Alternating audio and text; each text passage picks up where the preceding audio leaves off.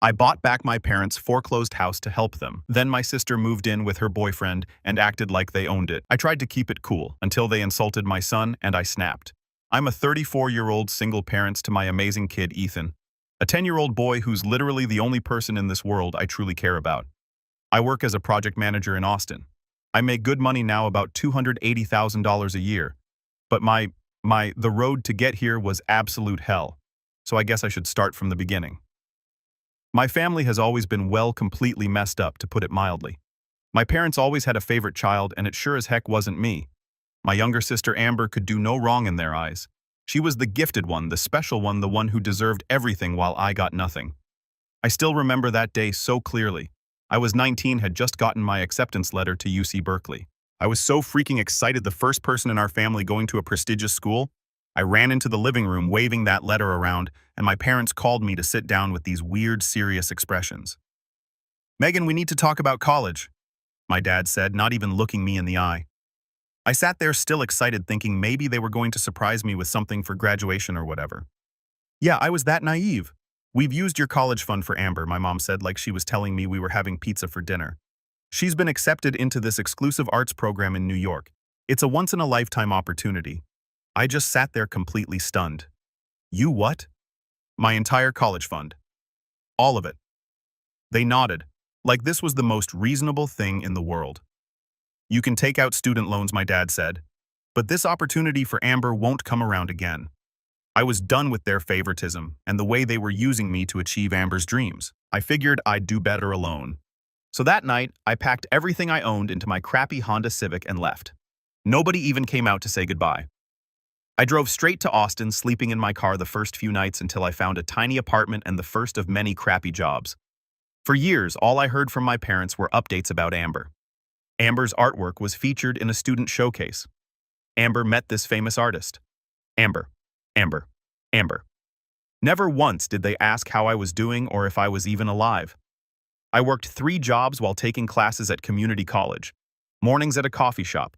Afternoons doing data entry, evenings waiting tables. Some nights I slept in the break room at work because I couldn't afford bus fare. I ate leftover food from customers' plates when nobody was looking. Yeah, not proud of that, but try going hungry for 3 days straight and see what you do. When I finally finished my degree, I got an entry-level job at a tech startup and worked my way up. I met Ethan's dad there. Jason seemed like a good guy at first. Smart, funny, actually paid attention to me. We got married after dating for a year, and Ethan came along a year after that. Then I found the texts between Jason and his 22-year-old intern. Yeah, that old story. I didn't even bother with the screaming and crying part, just packed his crap in garbage bags, set them by the front door, and told him he could leave on his own or I'd throw everything off our balcony. His choice. To his credit, he's never missed a child support payment. Shows up for Ethan's birthday and Christmas, and that's about all I need from him, honestly. So for the last 8 years, it's been just me and Ethan against the world. My kid is seriously amazing, smart, funny kind. He's in the gifted program at school, plays soccer, and is obsessed with building these crazy detailed Lego structures. Every night I read to him before bed, even though he can read perfectly fine on his own now. It's our special thing. I worked my butt off, got promotion after promotion, and finally bought a nice 4-bedroom house in a good school district last year. Life was actually pretty good. I didn't need my family. I'd built my own life on my own terms. Then last month, the phone call came that changed everything. It was just a regular Tuesday. I was finishing up a Zoom call with clients when my phone buzzed with an unknown number. I almost didn't answer, but something told me I should. "Hello, Megan. It's your mother." My stomach dropped. 15 years. It had been 15 freaking years since I'd heard her voice. Not since that day I drove away from home with nothing but a suitcase and whatever cash I had saved. "Mom," I said, not even trying to sound happy about it, just acknowledging the fact. "You need to come home. Your father's in the hospital." Her voice was shaking. "The family is in serious trouble." For a second, I almost laughed. Family? What family? The one that stole my college fund to pay for my sister's pipe dreams. That family? What happened? I asked, trying to keep my voice neutral even though my heart was racing. "Your father had a heart attack. He's stable now." But she paused. "There's more. We're about to lose the house. The bank is foreclosing in 2 weeks." And there it was. The real reason for the call after 15 years of silence. They needed money. Of course they did. Why else would they ever contact me? "I'm sorry to hear about Dad," I said. And weirdly, I actually meant it. But I don't see what this has to do with me.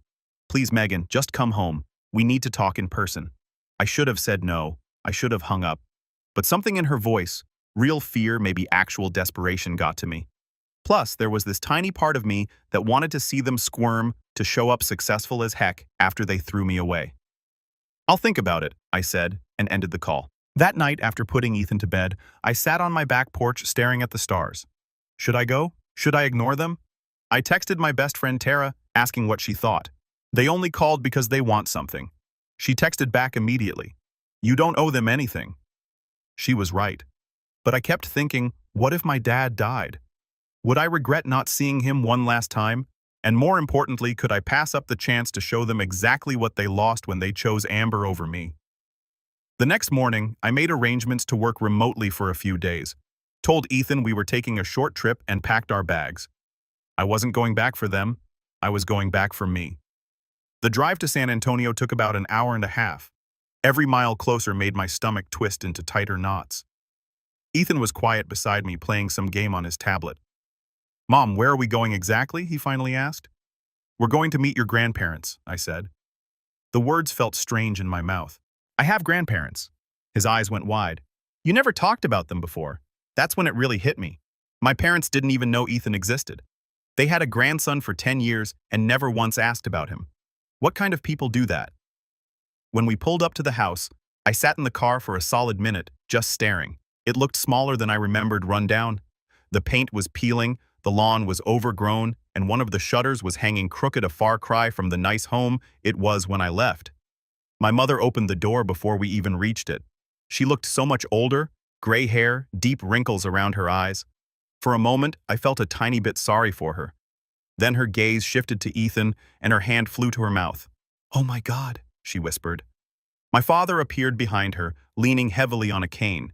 He looked frail, his once broad shoulders now hunched, his eyes too fixed on Ethan. This is my son Ethan, I said, putting a protective hand on his shoulder. Ethan, these are your grandparents. And just like that, they transformed.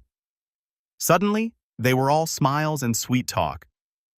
My goodness, you've grown so big. Do you like baseball I used to coach? You look just like your mother when she was your age. It was like watching actors step into roles. The doing grandparents, who had never sent so much as a birthday card or even asked if I had kids. I cut through the act pretty quick. Can we skip this and talk about why I'm here? My mother's fake smile disappeared. She ushered us inside, and that's when I got the full story. Amber took out a large loan to start her design studio. My father explained, his voice weak. The business failed. We mortgaged the house to help her, and now the bank is taking it. They needed $200,000 to save the house. My father looked me straight in the eye and said, That's not much for you now, is it, Megan? The audacity, like I owed them anything, like I hadn't struggled for years because of their choices. Before I could respond, the front door swung open, and there she was, Amber, looking like she just walked off a fashion magazine cover. Designer clothes, perfect hair, immaculate makeup, but her eyes were cold when they landed on me. Well, look who decided to show up, she sneered. Come to play savior. I felt my blood pressure rising but kept my voice steady. I'm just here to understand the situation. The situation, Amber mocked, is that Mom and Dad are losing everything because the bank is run by heartless jerks, and you're our last hope, Miss Big Shot Tech Executive. The way she said it made it clear she thought I didn't deserve my success, like I'd just gotten lucky instead of working my butt off for years. I took a deep breath, looked around at all three of them, and said evenly, I'll need time to think about this. I'll let you know my decision in 3 days. I got us a hotel room downtown. No way was I staying in that house with them. That night, I called my friend Jessica, who's a real estate attorney, and she gave me an idea that would change everything. So let me get this straight, she said after I explained everything. They stole your college fund, ignored you for 15 years, and now they want you to bail them out. Pretty much, I said. And you're actually considering it. The disbelief in her voice was clear. I sighed. Not for them, but if I don't help and they end up homeless, will I regret it later? Plus, Dad did just have a heart attack. Jessica was quiet for a moment. I have an idea. Why not buy the house outright and put it in your name? Let them live there, but only if they agree to pay back the full amount in 5 years. If they don't, the house remains yours. It was perfect. They'd have a place to live, but on my terms, and Amber wouldn't get another chance to drain them dry. Draw up the papers, I told her. I'll be back in 3 days with my answer. Those 3 days were weird. I took Ethan to the Riverwalk, showed him the Alamo, did all the tourist stuff, but my mind was constantly racing thinking about the situation. Part of me wanted to just walk away. Another part wanted to help, but only on my terms.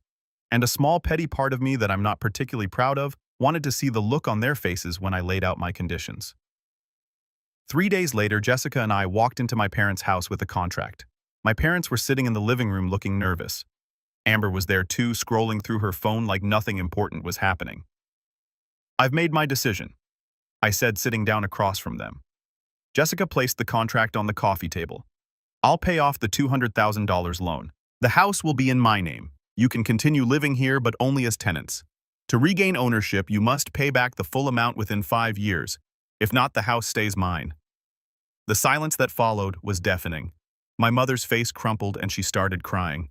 My father looked like he'd aged another 10 years in those few seconds. "But Amber," she exploded. "Are you kidding me?" she shrieked, jumping to her feet. "You're making Mom and Dad pay to live in their own home. What kind of heartless person does that?" I stood up calmly, gathering the contract. "Forget it then.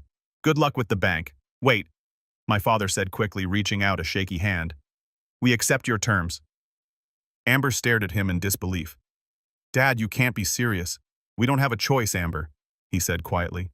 "The bank takes the house in 2 weeks otherwise." And that was that. Jessica handled all the paperwork, and 2 weeks later the house was legally mine. My parents seemed resigned to the new arrangement. I actually felt a little bad for them. But then I remembered how they'd shipped me off without a second thought so Amber could chase her dreams. I went back to Austin, figuring things would settle down. Boy, was I wrong. About a month later, I decided to do a surprise visit to check on the house. My house now. When I pulled up, there was a beat-up motorcycle in the driveway that I didn't recognize. Weird. I knocked, then used my key when nobody answered right away. The moment I stepped inside, I smelled weed. Strong weed. And then I heard laughing from the kitchen. I found my mother cooking my father at the table and Amber lounging by the counter. But there was someone new, a guy covered in tattoos with a man bun and a vape pen sitting at my parents' table like he owned the place. "Megan?" My mother looked startled. "We weren't expecting you." Clearly, I said, eyeing the guy. "Who's this?" Amber draped herself over the guy. "This is Ryan, my boyfriend. Ryan, this is my sister I told you about." Ryan looked me up and down in a way that made my skin crawl. "So, you're the corporate sellout, huh? Nice to finally meet you." I ignored him, turning to my mother. "I didn't agree to let Amber and her boyfriend live here. It's just temporary," my mother pleaded. "Until they get back on their feet. Ryan's between jobs right now, and they couldn't afford their apartment. Of course, Amber loses her business, and instead of getting a real job like everyone else, she moves back in with Mom and Dad and brings her loser boyfriend along for the ride." "Not my problem," I said flatly. "They have 2 weeks to find somewhere else." Ryan laughed. "You can't kick us out. This is your parents' house. Actually, it's my house now," I corrected him. "And yes, I can." That night, after I'd gone upstairs to the guest room to do some work, Ryan cornered me in the hallway on my way to the bathroom. He reeked of weed and body odor. "You think you're so much better than everyone, don't you?" he slurred. "Single mom who got lucky with a cushy job. Bet you slept your way to the top." I tried to step around him, but he blocked my path. "Get out of my way, dude." "Or what?" He leaned in closer. "You'll call Daddy." "Oh, wait, you can't, because Daddy's downstairs worried about being homeless because of his daughter." I stood my ground. "Get out of my face, Ryan. And get out of my house in 2 weeks." He leaned in even closer. "Your kid seems nice. Be a shame if he started picking up bad habits from his Uncle Ryan. Maybe I'll teach him how to smoke his first joint." That was it. I shoved him back so hard he stumbled into the wall. "Threaten my son again and I'll have you arrested so fast your head will spin. 2 weeks." I went back to my room and immediately called Jessica. "I need eviction papers for my sister and her boyfriend now." The next morning, I headed back to Austin, my blood still boiling from the encounter with that jerk Ryan. I tried to focus on work on Ethan on anything but the situation, but I knew it wasn't over. One day, I was in the middle of a team meeting at work when my phone started blowing up. Texts, calls, even emails from people I hadn't talked to in years. "Are you okay? Have you seen what Amber posted? Everyone's talking about it." I excused myself from the meeting and checked Facebook, and there it was. Amber had posted an old photo of me and Ethan along with this insane rant. "Meet my sister Megan, the heartless corporate sellout who's making our elderly parents homeless." She swooped in after 15 years of silence to steal their house and is threatening to kick them out unless they pay her back. All while she sits in her fancy house making six figures. Oh, and she's a terrible mother too. Her poor son is being raised by nannies while she climbs the corporate ladder. Toxic family gold digger. The comments were a complete dumpster fire. People I went to high school with, distant relatives, even some of my parents' neighbors, all piling on about what a monster I was. Some of them were even tagging my workplace trying to get me fired. But what made my blood boil wasn't the lies about me.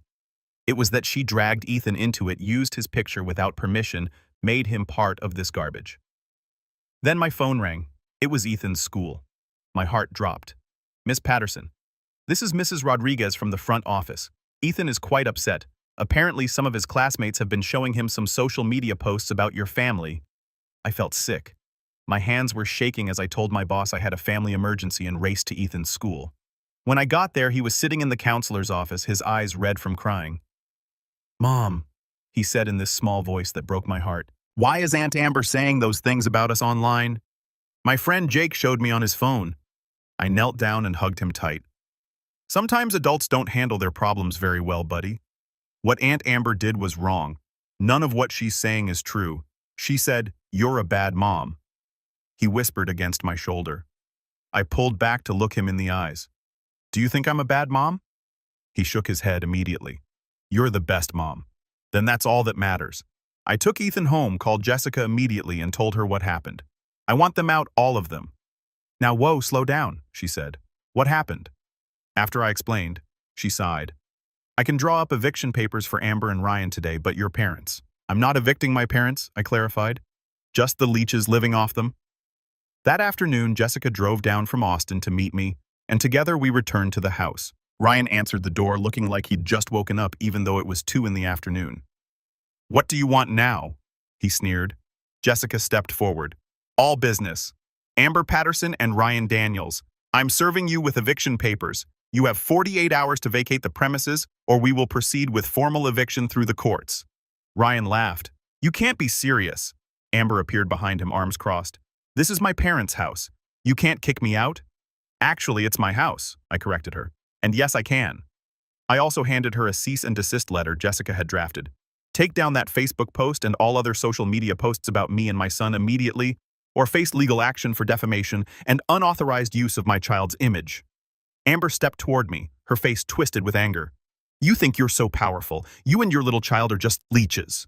A pathetic single mom dumped by her husband, pretending to be strong, but still just a miserable failure." I saw red. Before I could think, I slapped her hard across the face. The sound echoed through the room. Amber's eyes went wide with shock, her hand going to her cheek. Ryan yelled and started forward, but Jessica stepped between us. "You can insult me all you want," I said, my voice deadly calm. "But if you ever mention my son again, I'll make sure you regret it for the rest of your miserable life." My mother was crying in the corner. My father just looked defeated. Ryan was glaring at me but staying back. "Sign the papers," Jessica said, pushing the documents forward. With no other choice, they signed. Ryan grabbed a duffel bag and stormed out. Amber spent an hour packing, then paused at the door. "You'll regret this," she hissed. "I'll make sure everyone knows what kind of person you really are." I shrugged. "Try me." After they left, I sat down with my parents in the now quiet living room. My mother was still sniffling. "Why did you have to kick her out?" she asked. "She's your sister." "Biology doesn't make us family," I said flatly.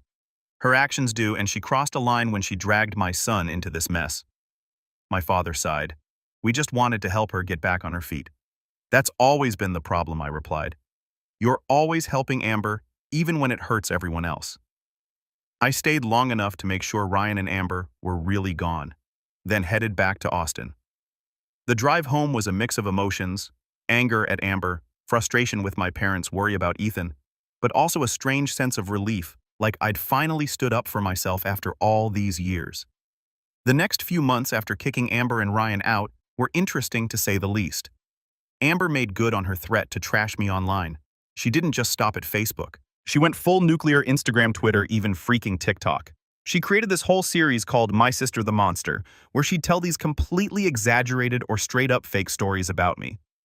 According to Amber, I was a neglectful mother who pawned my kid off on nannies. A ruthless corporate climber who'd step on anyone to get ahead. The reason she and Ryan were homeless, they weren't. They moved in with his buddy, a manipulative witch who tricked my elderly parents out of their house. My parents are in their early 60s, hardly elderly. Some of my co-workers saw it. A few clients mentioned it awkwardly during calls. Ethan's teacher pulled me aside at pickup one day to ask if everything was okay at home. I even got called into my boss's office because someone had emailed the company about my elder abuse. Thank God my boss is cool. I explained the situation, showed her the legal documents, and she just rolled her eyes and said, "Family drama, huh? Been there." The worst part was dealing with Ethan's questions. Kids at school had seen some of the videos and were asking him about it. I tried to explain in a way a 10-year-old could understand. "Your aunt is very angry right now," I told him.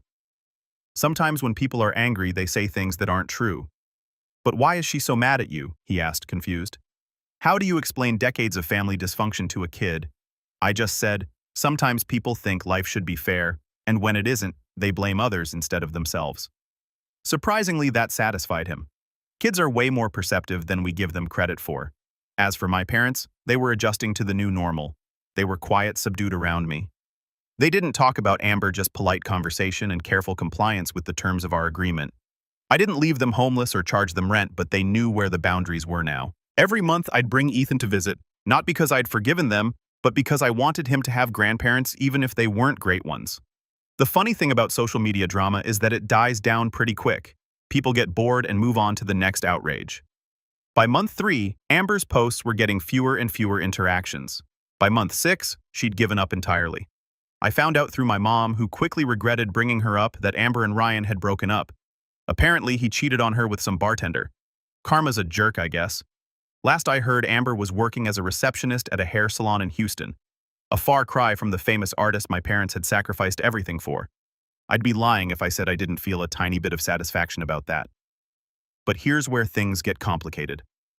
About 7 months after all this went down, my dad had another heart attack, a bad one. I got the call at 3 in the morning from my mom, hysterical, saying the ambulance had just taken him to the hospital.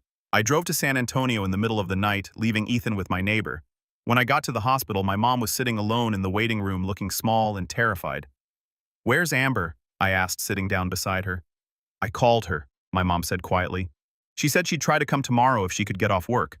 Translation: her own father might be dying and she couldn't be bothered to show up immediately. Classic Amber. The doctors eventually came out and told us Dad had suffered a major heart attack but was stable. He'd need bypass surgery, though, and a long recovery period. I stayed with my mom until morning, then went to the house to shower and change. While I was there, I noticed something odd. There were bills piled up on the kitchen counter, many of them stamped past due or final notice.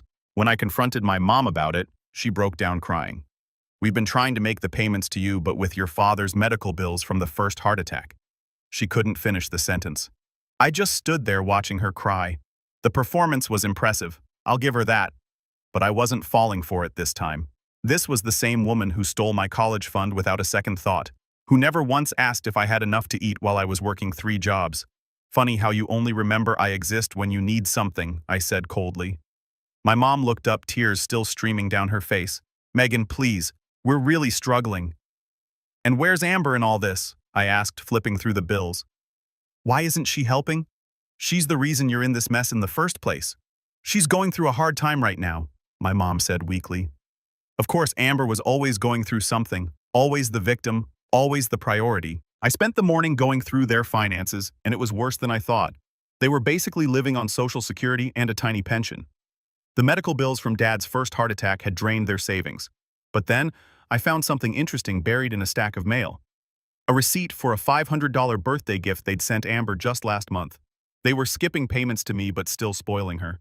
I slapped the receipt down in front of my mom. "You're struggling so much that you can send Amber $500 birthday gifts."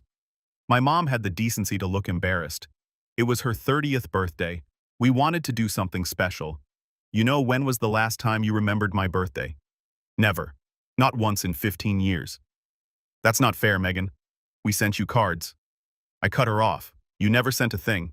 Not to me. Not to your grandson."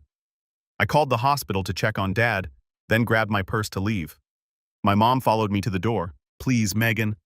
What about the payments?" "We really can't afford them right now." I turned to face her. The deal stands. I'm not being tricked again. But your father, my father who sat silently while you stole my future. That father, my mom's face hardened slightly.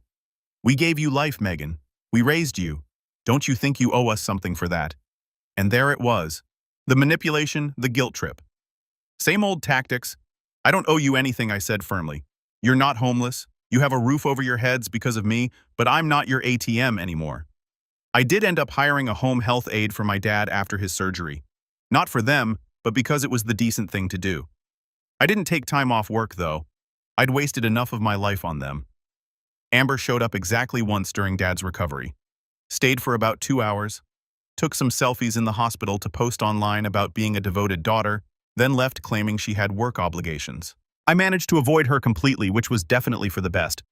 Was I too harsh on my family? Every time I started to feel a twinge of guilt, I'd remember my mom's face when she told me my college fund was gone. I'd remember all those nights I went hungry while Amber was at her fancy art school. All those Christmases I spent alone. All those years they never once asked about their grandson. I kept the payment plan in place. Business is business. They made their choices, and I made mine. So last week, something happened that turned everything upside down. I was in the middle of a big presentation at work when my assistant handed me a note. Emergency call from Ethan's school. I rushed over to find my kid sitting in the principal's office with a split lip and a black eye. The other kid looked worse. What happened? I asked. The principal explained that the other boy had been taunting Ethan about those videos Amber posted months ago saying, "I stole my parents' house and was a terrible mom." Ethan told him to shut up. And when the kid wouldn't stop, Ethan punched him. Both boys got suspended for 3 days. In the car, Ethan asked if he was in trouble. Fighting isn't the answer, I told him, but I understand why you were upset. That night, I finally Googled Amber. Turns out she'd rebranded herself as some kind of family trauma specialist online. She was using our story, a totally warped version, to sell life coaching sessions, even published an ebook called Toxic Sisters: Healing from Family Betrayal. She was literally making money off our family drama. The next day, my mom texted that Amber wanted to talk to me. Against my better judgment, I agreed to meet her at a coffee shop. Not to reconcile, but to shut this crap down once and for all. She looked different. Messy bun, casual clothes, no designer stuff, but her eyes still had that calculating look. I've been doing a lot of thinking, she started, about how to monetize our family problems. I shot back, I said. She actually looked embarrassed. You saw that, huh?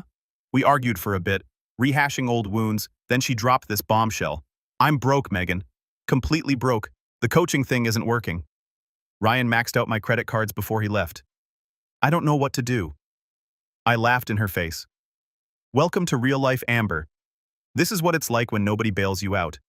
This is what I went through at 19, except I didn't have designer clothes to sell or parents willing to mortgage their house for me. Please, she said, actual tears in her eyes. I need help. What do you want? I asked coldly. Money, a job. Can't you help me get something at your company? I'll start at the bottom. I couldn't believe it. After everything she'd done, she wanted me to help her. I'll take down all the videos, she added quickly. Delete the TikTok, pull the ebook, everything. I studied her face, looking for the manipulation. There was definitely some there, but also genuine desperation. Take everything down first, I said. Every post, every video, the ebook, everything. Then send me proof. After that, and only after that, we'll talk about job possibilities. But I need money now. Not my problem. I cut her off. You created this mess. You can live with the consequences for once.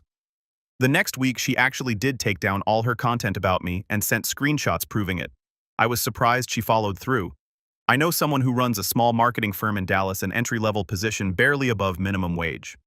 I told him about Amber, the whole ugly truth, and he agreed to interview her. No promises. She texted me, thank you, but I didn't respond. This wasn't forgiveness. My thought is that it's better she has some income so she doesn't go crawling back to my parents for more money. As for my parents, Dad's out of the hospital, but the bills keep piling up. They've started dropping hints about modifying our agreement again. Not happening. I'm not their ATM. Mom texted me asking if Ethan could stay with them for a weekend. I shut that down immediately. They barely know him, and I don't trust them not to fill his head with their twisted version of our family history. The house is still in my name, and it's staying that way. I've made it clear they need to keep making payments or find somewhere else to live. Business is business. Will Amber keep her end of the bargain? Probably not. She's never faced real consequences before. Will my parents ever understand how badly they screwed me over? Doubtful. They're still the same selfish people, just older and more desperate. But I don't care anymore. I've wasted enough energy on them. My focus is Ethan and my career. The only things that have never let me down.